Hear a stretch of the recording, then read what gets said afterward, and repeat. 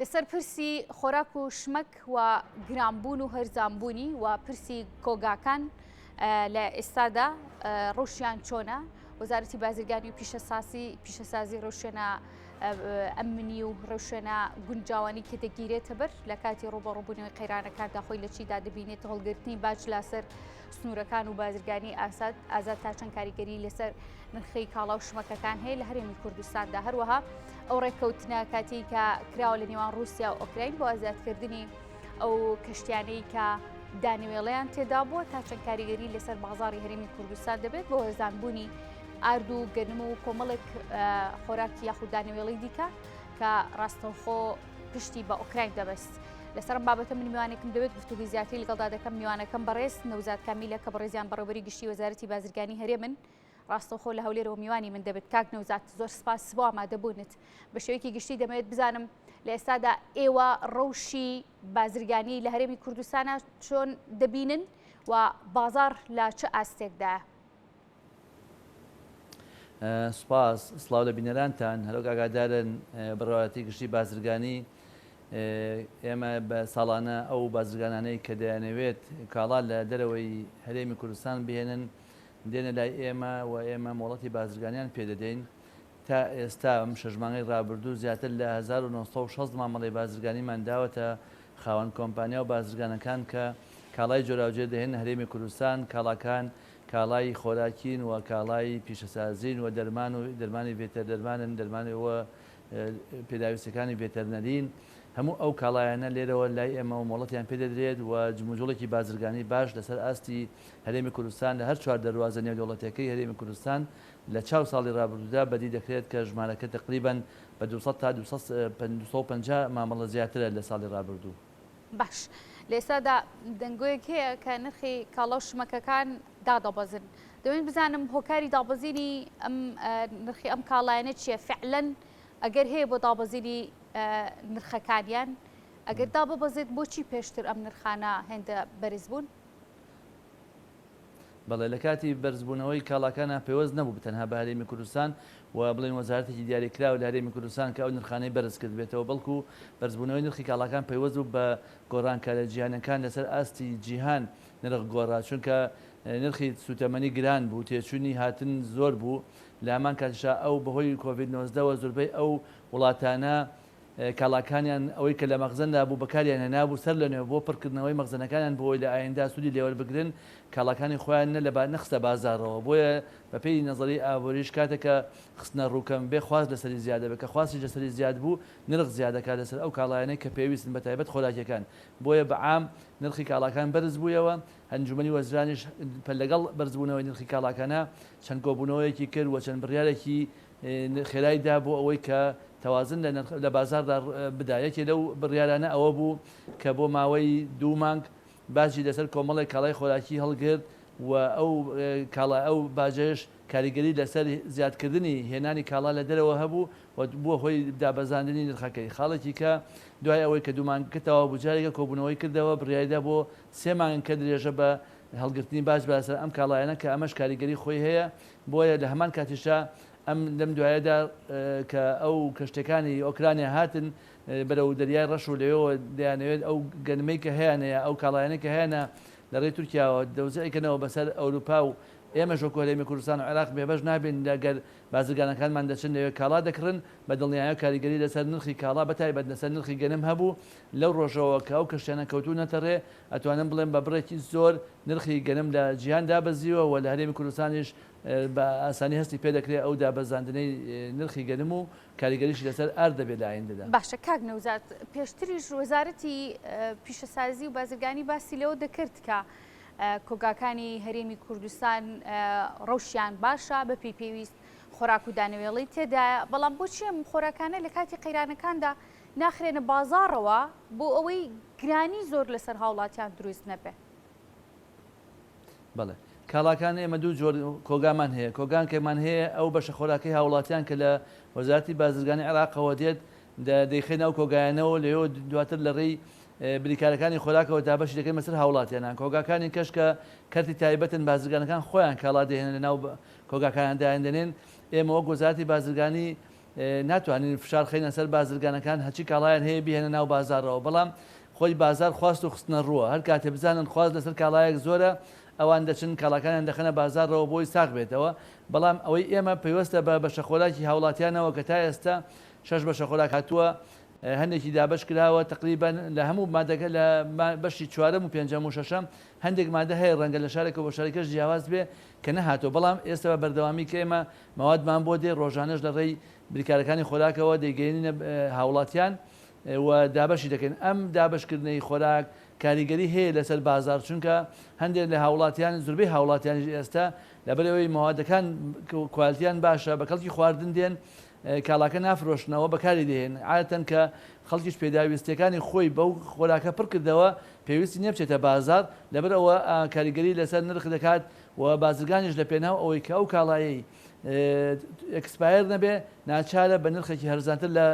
لە ڕابردوو بیفرۆشێ ئەگەر قازانجی کەمکە یان ئەگەر مەمایەکاریش بیفرۆشێتەوە بۆ ئەوەی تووشی زیانێکی زۆر نەبێ بۆیە بە دابشکردنی بەشە خۆراک و هەروەها ئەو ڕێکارانەکە کراوەتە گیراوەتە بەر بۆ بازرگانەکان کاریگەرێکی زۆر ئیجابی هەبووە لەسەر تەوازنی نرخ کە لە کاتێکە نەمانێشتووە زۆر بەرز بێتەوە لەوەی کە یەکەم جار بەرز بۆتەوە و هەندێکیشی بە ئاسایی هەستە پێ دەکرێت لە ناو بازاردا بەتابەت کاڵا خۆراکەکان ڕۆژ لە دوای ڕۆژ نرخەکانیان بەرەو خواردێن. باشە کاک نەوزات باست لە بازرگانەکان کرد کە کاڵا دەهێنە نێو هەرێمی کوردستان بە تایبەتی لە ڕووی خۆراکەوە کە باسی لەوە دەکەم دانەوێڵەیەکان کە ڕێگە بە بازرگانەکان دەدرێت کە بە ئازادانە بازاری ئازاد هەیە لە هەرێمی کوردستاندا ئەو کاڵایەنە بێنن یاسایەک نییە و دەسەڵاتە با بە وەزارەتیش کە بتوانێت هەمان شێوەی بازرگانەکان وەزارەتیش ئەو کاڵایانی کە پێویستە بۆ ناوخۆی هەرێمی کوردستان و هاوڵاتیان بیهێنێت هاوردەی بکات بۆی لە کاتی قەیرانەکە زۆر لە نێو بازارەکان هەرێمی کوردستاندا ڕەنگ نەداتەوە قەیرانەکان. بەڵێ ئێمە لە سەردەمی کۆڤیددا وەزارەتی بازرگانی حکوومەتی هەرێمی کوردستان وەزارەتی بازرگانی چەند وەزارەتی کەشی ڕاستپارت بەوەی کە بڕێکی زۆر خۆراک هات و لە ڕێگای بریکارەکانەوە دابش کرا بەبێ بەرامبەر بەڵام لە حاڵەتی ئاو لەم شێوەیاندا وەزارەتی بازرگانی ناتوانێت بە بازرگان بڵێت مەسەرەن ئەو کاڵایی کە هێناوتە دابەشی بکەیان خۆمان و کۆمپانیای تایبەتمان هەیە لە وەزارەتی بازرگانی بڵێن ئەبێ خۆمان ئەو کاڵایە بێنین ئەگەر بڕیاریش بدرێت کە ئێمە کاڵا بکرینەوە دەبێت لە بازرگانەکانی بکرینەوە یا ئەو بازرگانانی کە لە هەرێمی کوردستان ڕاستبێرین بە عقد لەگەڵ یانە کە ئەو کاڵایەمان بۆ بێنن بەو نرخە و پێ و کوالتێ بێکە ئێمە دەبان دەوێت بۆی دابەشی بکەین بۆیە ئێمە لە وەزارەتی بازرگانی شتێکی لەو بابەتەمان لێ کۆمپانیای تایبەتمان لێ بتوانین خۆراک بێنین بەڵام یاسایەک نییە ڕێگە بە وەزارەت بات هەمان ئەو هەوڵەی کە بازرگانەکان دیکەن لە ڕێگەی وەزارەتەوە بکرێت بۆ هێنانی ئەو کاڵایەنە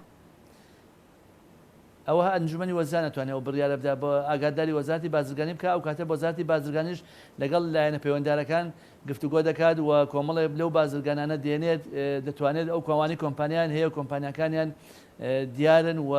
کاریگەریان هەیە لەناو بازاردا ویستێکە بۆ لەلایەن وەزارەتەوە بۆ پرسێکی لەم جۆرە بۆ هاوردەکردنێکی لەم جۆرە لایەن وەزارەتەوە ئەزانی چۆنە ئێمە سیستەمی ئابووریمان بەرەو ئابووری بازار دەڕوە بەڕاستی ئەگەر ئەوە بگەڕێنەوە بۆی وەزارەتی بازرگانی وەزارەتەکان هەر کەسە خۆی شت بێنێ ئەو سیستەمە لەگەڵ ئەم ئابووری بازاڕی کە ئێستا ئێمە ئیشی بۆ دەکەی ناگونجێ بۆیە ئێمە ئابووری بازارمان هەیە کە بازرگانەکانمان ئازاد کردەوە کاڵا بێنن بەڵام لەژێر چاودێری وەزارەتی بازرگانی و کوالتی کۆنتترۆل ئەو کاڵانەی کە دەهێنن دەبێت لە کوالتی کۆنتترۆل دەرچێ و ماواکەی زۆر بمێنێتوانێ و ئێمە شوکو چاودێری بازرگانی لە بازارەکان دەن بە بەردەوامی لە هەر شوێنێکا بزانین ئەو کاڵایە ماوەدی بەماوی بەسەرچوونی تەواو بووە یا کاڵایەکی بێکوالیتیە یا نرخێکی زۆر گرانی داناوە لەسەری بە دڵنیایە و سەرپێچەکانمان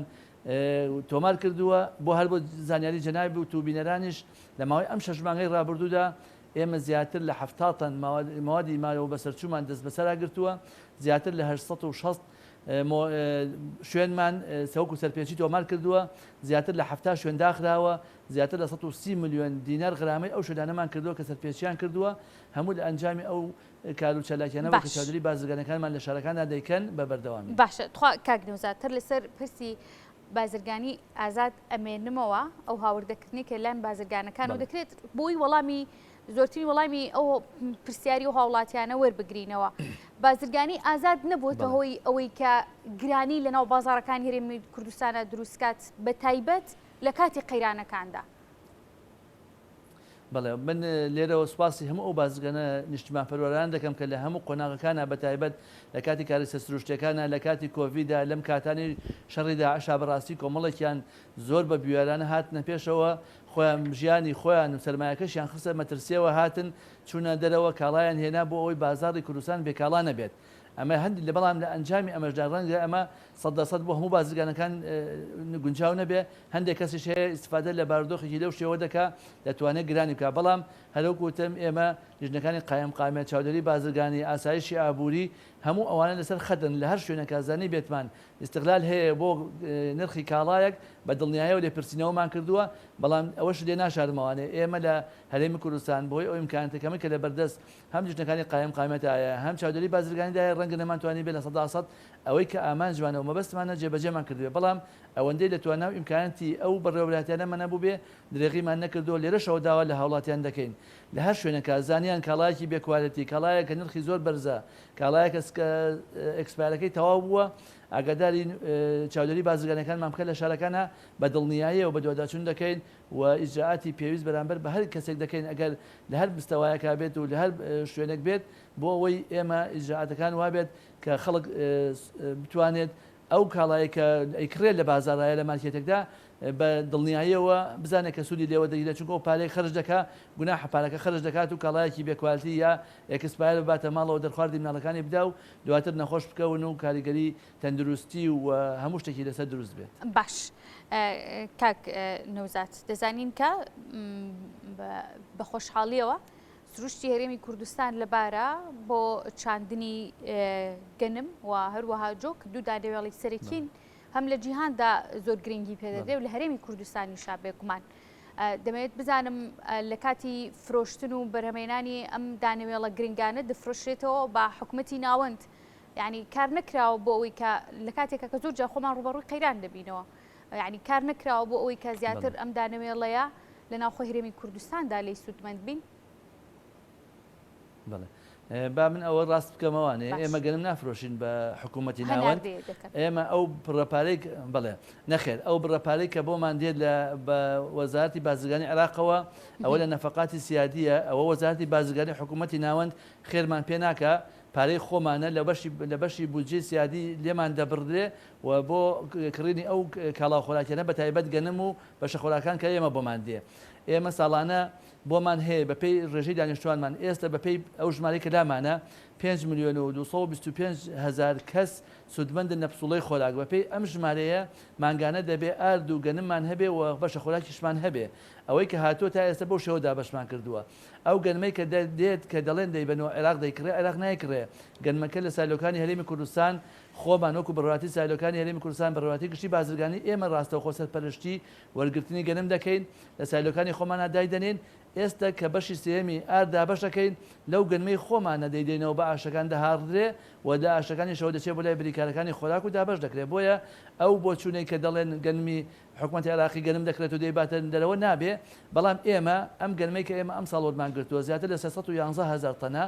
بەشی 5 بانک دەکات لە هەرێمی کوردستان بەشەکەی تری دەبێت حکوومەتی ناوەندە و پارەسیادی کە لایەتی گەنممان بۆ دابین کە یا گەنمی ناوەڕاست و خواردی عێراقمان بۆ دەنێرە ساڵانە یان گەنممان بۆ مستەورد دەکات دەنێرێ بۆ ئەم ساڵ بۆمانێنێرێت گەنم دەینێرێت بە دڵنیاییەوە ئەوە بەڵێ چۆن ئێمە و پێنجبانگی خۆمان ئێستا هەمانە ئەم پێنجبانگی خۆمان بەکار دەهێنین ئەوەیشی کە دەمێنێتەوە تا ئەو کاتی وەرزی بەرهەمێنانی گەنم دەست پێ دەکاتەوە چەند مانگی بمێنێ وەزارەتی بازرگانی عێراق مکەلەفە بەوەی کە مانگانە ئێمە پێویستمان بە 59,000 تن گەنم هەیە دەبێ بینێرێ هەتا ئەو کاتەی گەنمەکەی خۆمان بەرهەم دەهێنرێت و ساڵ بەگۆکو چۆن ئێستا بەرهەماتووە بەکاری دەهێنینەوە بۆیە ئەوە پێوەست نییە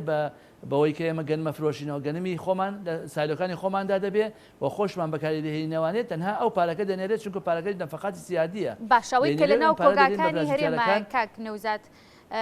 بەشی پێداویستی ناوخۆی هەرێمەکە ئێمە ئێستا بەگو باسم کرد ئێمە 311,000 تەنمان وەرگرتووە ئەم 311 تەنە بەشی 5 مانگمان دەکات چونکە مانگانە پێویستمان بە 59,000 تەن گەنم هەیە ئەوەی کە تا ئەو کاتەی ئێمە هی خۆمان بێ بەکاری دێنین دواتر دەبێت حکوومەتی ناوەند ئەو چەند مانگی کە دەمێنێتەوانێت دەبێت بۆمان بنێرێ لە بەغدا و لە ناوەڕاستی خوار و عێراق یان ئیسترادی بکات لە دەرەوە بۆمان بێنێت بۆ ئەوەی بیدە بە ئێمەش بیدەن بە ئاشەکان و ئاشەکان بیهاڕن و بیکەن بە ئارد و ئاردەکەش بدەن بە بریکارەکان تەوزیعی بکەن بۆیە هیچ مەترسیەک لەسەر بەشە ئارد نییە ئەوەی کە هەیە ئێمە ئەوەی خۆمان هەمانە بەکاری دەهێنین ئەوەشی دوایی کە نەماوە دەبێت بینێرێ بۆمان بەڵ هەرچەندە لە ساڵی ڕابردوو بەهۆی نەمانی گەنم لە سایلۆکانی عێراقیشا لە شارەکان و ناوەڕاست خۆر و عێراقیشا چەند مانگە دواکەوتون بەڵام ئێستا تقریبا 2 بەشە ئارد دواکەوتون ئێمە ئێستا هەوڵ ئەدەین تعویزی ئەو 2 بەشە ئاردەش بکەینەوە. باش کاک نەوزات لەسەر وەکەوەی کە باس کرابێت یاخود پلانێکی دیاریکراو هەبێ بۆ ڕێخستنەوەی بەرهەمی ناوخۆیی هەم کشتتوکاڵی هەم پیشەسازی دەزانم کە کشتتوکاڵەکە پەیوەندی بە لایەنی معنی و وەزارەتی کشتتوکاڵەوە هەیە بەڵام دەزانم کە هەماهەنگیشتان هەیە و ئاگداری پلانەکانن ئەو پلانانی کە وابەستە بێ بە وەزارەتی هەردوولا وەزارەتی ئەو وەزارەتی ناوبرا و وەزارەتی کشتتوکاڵە پلانێک هەیە بۆ ڕێکخستنەوەی بەرهەمی ناوخۆ لە وەزارەتی کشتتوکاڵ و وەزارەتی پیشەسازی بەڵێ ئێستا لە پلانی کابینەی نۆهەمی حکوومەتی هەرێمی کوردستان یەکەم ئیتیمامدانە بە فرەچەشنکردنی سەرچاوەکانی داهات فرەچەشنکردنی سەرچاوەکانی داهات یانی اعتیماد نەکەین سەر تەنها داهاتی نەوت اعتیمادکردن سەر داهاتی کشتتوکاڵ اعتیمادکردن سەر داواتی گەشت و گوزار اعتیمادکردن سەر داهاتی پیشسازیکردنی ئەو ماوادانەی کە خۆمان هەمانە بۆیە لە ئێستادا کاربینەی نۆهەم یەکێک لە پلانەکانی ئەوەیە چۆن توانین گەشە بە بواری کشتتوکاڵ بدەین وەزارەتی کشتتوکاڵ چالاکانە هاتۆتە دەست و پلانی باشی هەیە و ئێمەش هەموو هاوکاریەکی دەکەم وەزارەتی بازرگانی بۆ ئەوەی ئەو بەرهەمە کشتتوکاڵانەی جوتیاران کە ساڵانە هەیەە زیاتری بکەن لە هەمان کاتیشا ئێمە تەشجیعی کارگەکانمان کردوتەوانە کە بکرێتەوە کار بۆی ئەو بەرهەمەی کە جوتیار بەرهەمی دەهێنێ بچێتە ناو کارەکان و تعلیب بکرێت و بخرێت قوتوبەندی بۆ بکرێت و بخرێت بەشی پێداویستەکانی ناوخۆ جێبەجێ بکە و ئەوەشی کە لە خۆمان زیاد بێ محاولە بکەین بینێرین دەرە چونکو ئەم وڵاتی ئێمە چ لە ڕووی زەویەوە چ لە ڕووی سروشتەوە چ لە ڕووی ئاو هەواوە لەبارە بۆ ئەوەی کە بەرهەمێنانی تیازیات بکرێ و سەرمایە مرۆیی زۆریشمان هەیە تەنها مجرد ڕێخستنەوەی دەوێ ئێستا بە هەموو لایەک خەریکی ئەوەی چۆن بتوانین ئەو وەزارەتی کشتتوکاڵ بە تایبەتی ڕێ بخرێتەوە لەگەڵ وەزارەتی بازرگانی پیشسازی کە تەواوکەری یەکترن بۆ بەرهەمهێنان و بازارکردنی ئەو بەرهەمە کشتتوکاڵیانە کار بکەین بۆ ئەوەی لە ئایندە داوا بکەین کە بەرهەمەکانی خۆمان ئەوەی کە لە خۆمان پێویست زیاترە بینێنین دەرەوە چونکە خۆ دەزانێت گەشەی ئابووری کاتێک زیاد دەکا و پەرەدەسێنێ کە ئێمە بتوانین بەرهەمی ناوخۆی زیاد بکەین و بینێرینە دەرەوە و بتوانین دراوی قرس بێنینەوە ناوە سەر لە نوێ ئەو دراوە قورسە بەرهەم بهێنینەوانێ بۆ ئەوی بتوانین بەرهەمی ناوخۆی زیاد بکەین وا بکەین ئێتر اعتیمادمان نەدکەوێتە سەر دەوڵەتانی دراوسێ یا لایەنی ئەم لاولا ئێمە لە کاتی کە پێویستمان بە گەنم هەبێ زیاتر لە ملیۆنە تەن گەنممان هەبێ لە کۆگاکانمانە کە پێویستمان بە هەموو ماوەدە خۆراکیەکان هەبێ لە بازارەکانمانە لە کۆگاکانمانە هەبن. باشە کاک نەوزات ماوەیەک بەر لە ئێستا کێشەیەک هەبوو ئەویش خاوەن کارگەکان ئەو بەرهەمانی کە پێویست بوو بەرهەمی بێنن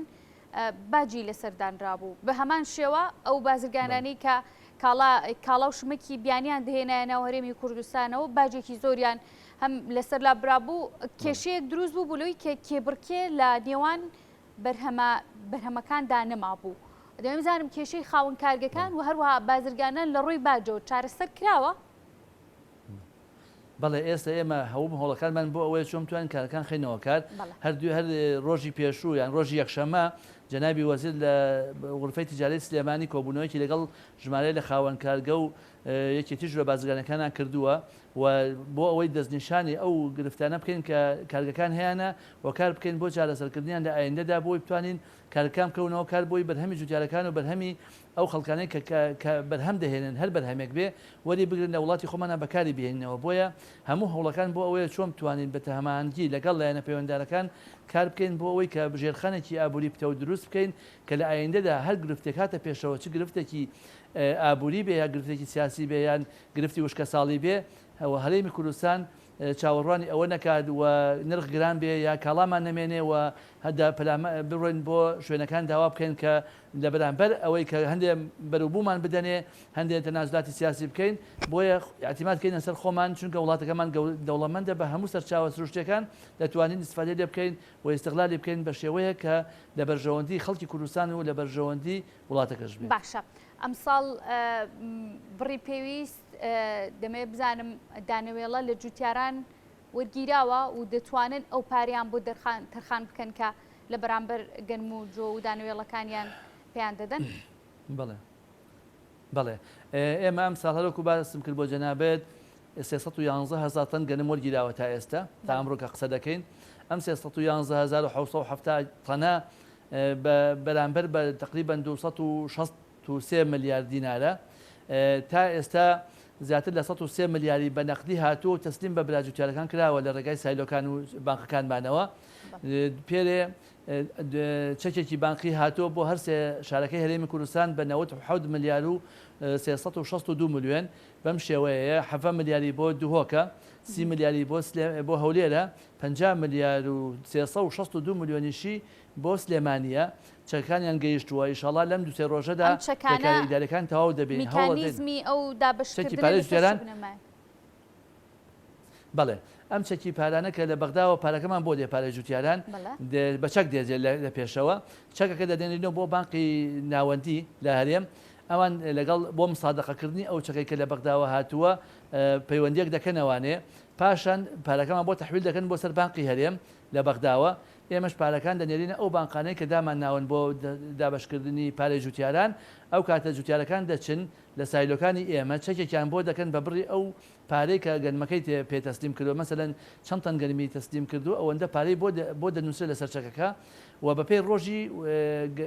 ڕادەستکردنی گەنمەکەی بە سایلۆ مەسەلەن خەڵکێ لە یەکی شەش تەسلیمی کردووە ئێستا ئەم پارەیە بەشی 1 تا 6 کاکەواتە لە یەکی مانگ یەکی 6 تا 6 هەرچی هاتبێت لە جوتیاران گەنمی دابێت بە سایلۆکان ئەو دەڕۆژە بە ئەو بڕەپارەی کە هاتوو ڕەنگە بەشی ئەو دەڕۆژە بکە ئەیدەنێ ینی بەپێی تاریخی تەسلیمکردنی گەنمەکەی بە سایلۆ ئێمەش ئەو چەکەی بۆ دەکەین بۆ جوتیارەکە دەچێت لە بانکە پارەکەی وەردەگرێت بە یەکجار هەموو چەندی گەنم تەسلیم کردبێ ئەوەندە بڕی پارەکە وەردەگیرێ و سواز بخوا ئەم ساڵ لە چاو ساڵانی ڕابردوودا هەم تاخیر نەبوو پارەکە چونکو ساڵانی ڕابردوو 3 مانگ پرۆسی تەسویق تەواو دەبوو ئەو جا دەستمان دەکرد بە دابشکردنی پارە ئێستا ئەوە پرۆسی تەسویق ئەم هەفتەیەش درێژ کراوەتەوە بۆ ئەو جوتیارانە کە تا ئێستا گەنمیان ڕادەست نەکردوین تا پێنجشەمە دواتر ئێمە ئەوە لە سەدا توانە بڵێن 6 تا 75 پارەکە هاتووە و ئینشاءڵڵا نزیکتر کات ئەوەی کە ماوە تەسلیمی دەکەین. بەڕێز نەوزاد کامیل کە بەڕێزیان بەڕێوەری گشتی وەزارەتی بازرگانی هەرێم بوون ڕاستەخۆ لە هەولێر و میوانی ئێمە بووی زۆر سپاس ئامادەبوونتمان دوو نەبێت.